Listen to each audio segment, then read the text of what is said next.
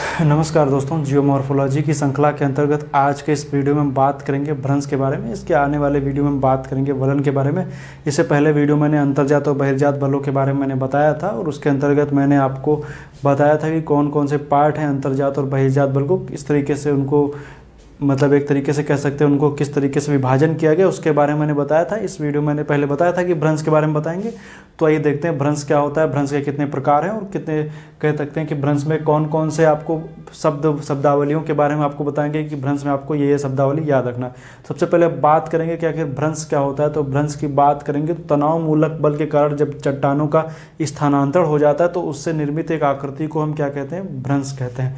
तो ये जिस तल के सहारे उनका स्थानांतरण होता है उसको हम लोग बोलते हैं फाल्ट प्लेन या भ्रंश तल बोलते हैं। आइए देखते हैं, इस डायग्राम के जरिए समझने की कोशिश करेंगे कि आखिर फाल्ट क्या होता है और उसमें कौन कौन सी स्थलाकृतियाँ ऐसी बनती हैं, कितने तरीके से उनमें हम कह सकते हैं उनके भाग होते हैं जो भ्रंश के, उसके हम देखेंगे। तो आइए देखते हैं। सबसे पहले आपको बता दूं कि जैसे जब भ्रंश जो मुख्य रूप से हम बात करेंगे तो जैसे मैंने बताया आपको कि दो भूखंड हैं, जब एक दूसरे से दूर जाएंगे, एक दूसरे से दूर चले जाएं तो एक भूखंड जब दूसरे दूर जाता है तो तनाव मूलक बल के कारण मतलब कि टेंशन के कारण क्या होता है कि उनमें बीच में दरार पड़ती है और दरार पड़ने की वजह से क्या होता है कि वो हिस्सा या तो धंस जाता है, उसको हम लोग क्या बोलते हैं, उसको हम लोग बोलते हैं भ्रंश। तो जब एक दूसरे से दूर जाते हैं तो उसको क्या बोलते हैं, यहाँ से ये एक दूसरे से दूर जाएंगे तो यहाँ जो निर्मित आकृति होती है उसको क्या बोला जाता है, भ्रंश बोला जाता है। टूट जाता है, इसको भ्रंश बोला जाता है। अब इस भ्रंश में कई सारी ऐसी आकृतियाँ बनती हैं, उनको आइए हम देखते हैं आखिर क्या क्या शब्दावली का प्रयोग किया जाता है। तो आइए देखते हैं।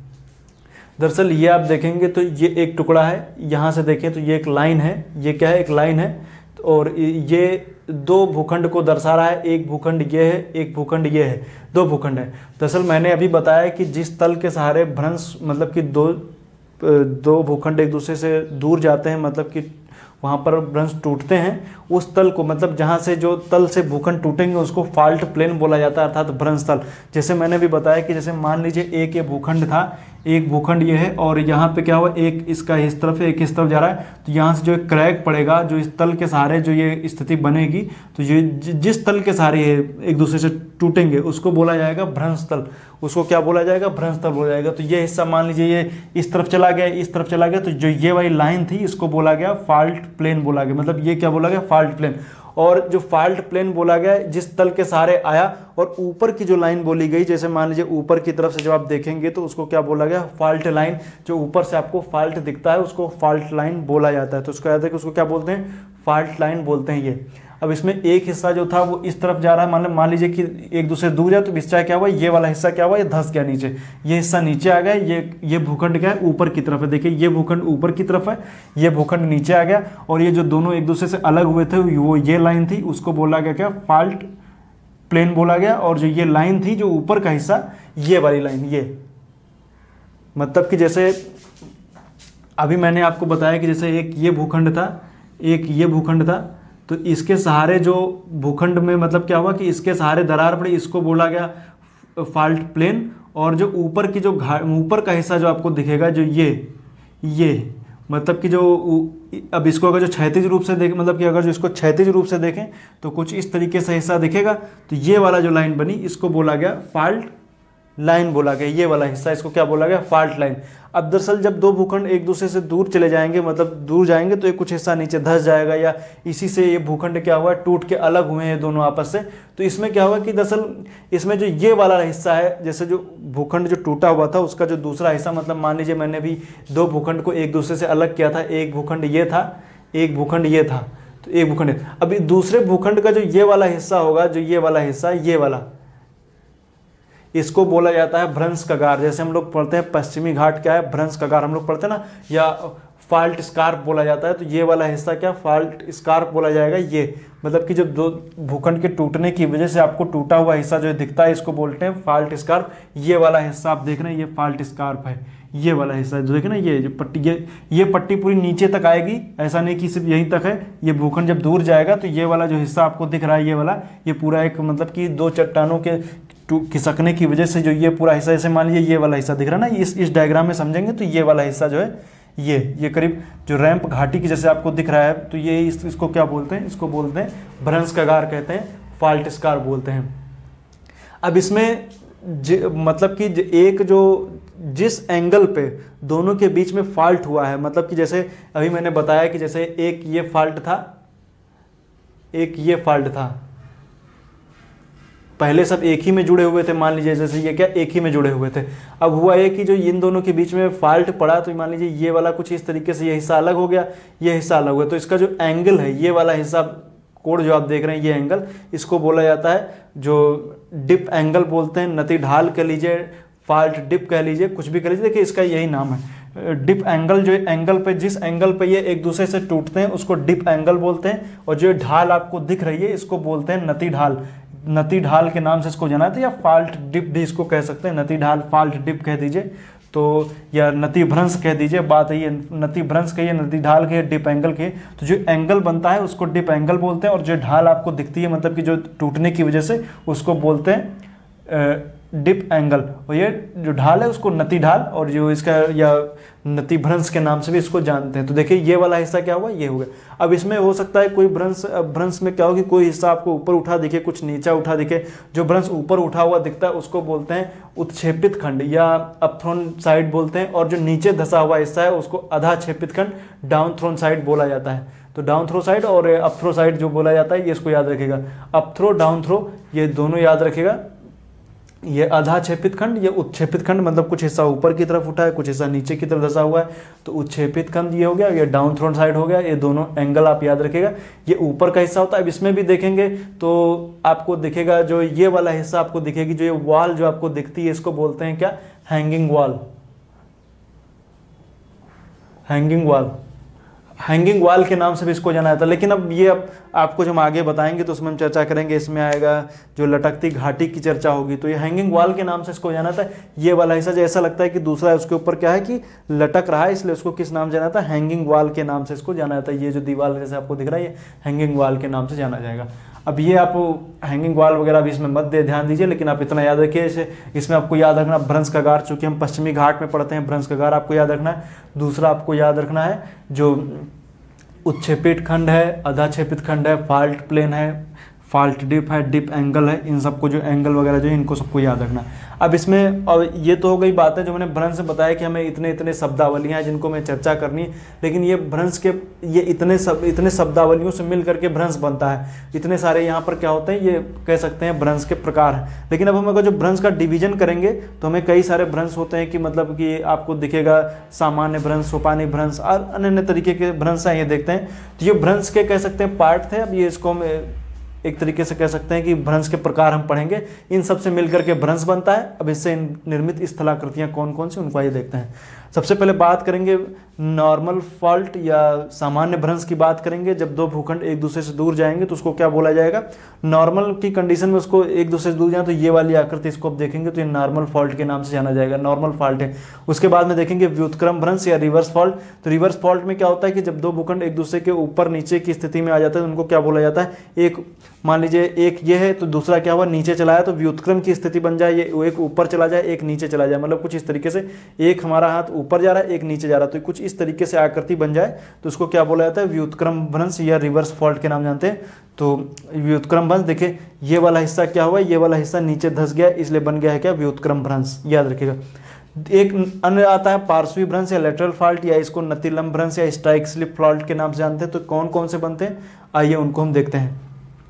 दरअसल कोई चट्टान, एक ही चट्टान जब उस पर दो तरीके के फोर्स लगने लगे, एक के ऊपर एक खिसकने लगे, मतलब एक ही चट्टान है उसी में ही दो तरीके के फोर्स लगने लगे। मान लीजिए जैसे ये कोई चट्टान थी, इस पर ये कोई चट्टान, इस पर दो तरीके के, एक फोर्स इस तरफ लग रहा है एक फोर्स इस तरफ लग रहा है, तो ऐसा होगा ये कि जो फोर्स लगने की वजह से क्या होगा कि चट्टान जो होगी वो एक दूसरे से ऊपर ही खिसक जाएगी। आने वाली कंडीशन कैसे बनेगी, एक चट्टान कुछ यहाँ पहुँच जाएगी, दूसरी चट्टान मतलब एक ही चट्टान टूट करके इस तरीके से पहुँच जाएगी, एक यहाँ आ जाएगी एक यहाँ आ जाएगी, इस तरीके से क्या होगा ये टूट जाएंगी चट्टानें। तो टूटने की वजह से जो एक कंडीशन बनती है, इसको आप इस तरीके से कर लीजिए और इसको आप इस तरीके से कर लीजिए, तो यह से क्या होगा कि जो बनेगी कंडीशन उसको बोला जाएगा लेटरल फॉल्ट या पार्श्वी भ्रंश, नतिलंब भ्रंश बोलते हैं, नतिलंब या स्ट्राइक स्लिप फॉल्ट के नाम जानते हैं। तो ये इस तरीके से बनेगा।